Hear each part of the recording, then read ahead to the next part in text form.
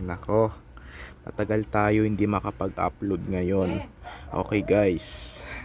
Okay, so may papakita ko sa inyo sa may Facebook. Ayan. Dito, so may bago ako ditong photo. So ngayon, guys, ay papasok pa lang ako ngayon sa school. So ayan. So ngayon ay nasa grade 5 na. Ang section ko doon ay DAO. So ayan, dun pa rin ako sa tenement syempre. So ayan, so ipapakita ko sa inyo dito sa may Facebook. So ayan guys, naka na ako niyan, no. Ayan, so ko pa lang yan ngayon first pala nung June June 8, nung first day of school ko pa lang yan. So ayan, ito guys, so 9 likes.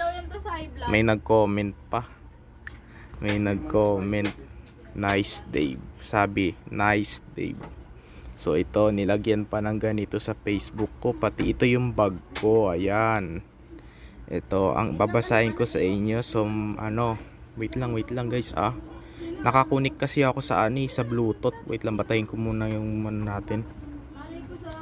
Okay, so ang nakabasa dito guys ay my first day of school, I'm grade 5 DAO. So ayan guys, so bagong photo ko na muna yan. So ayan, pinost ko agad yan kahapon. So ayan, so kasama ko dito yung kapatid ko. So ito ay nasa grade 8 na. Ako naman ay nasa grade 5 pa talaga. So ito yung pinakita ko sa inyong nagpalit ako ng screen sa sa YouTube. Ayan, nakita nyo naman, no. Ayun, wait lang guys, yan, 10 likes. Wow, 10 likes. Ipakita ko sa inyo, first day of school. Doon na ako sa ibang room ngayon. So ayan, doon na. So ang advisor ko na doon ay yung teacher ko, yung babae pa rin, babae na. So advisor ko yun, pangalan niya ay si Teacher Malu.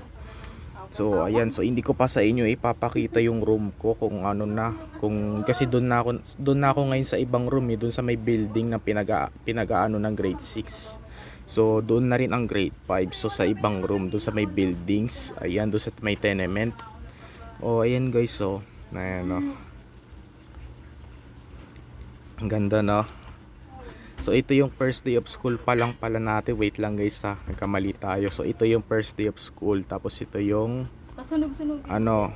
ito yung pang second day ko. Ayan guys, so pang day 3 na namin ngayon. So ayan, kasi ngayon ay June 10.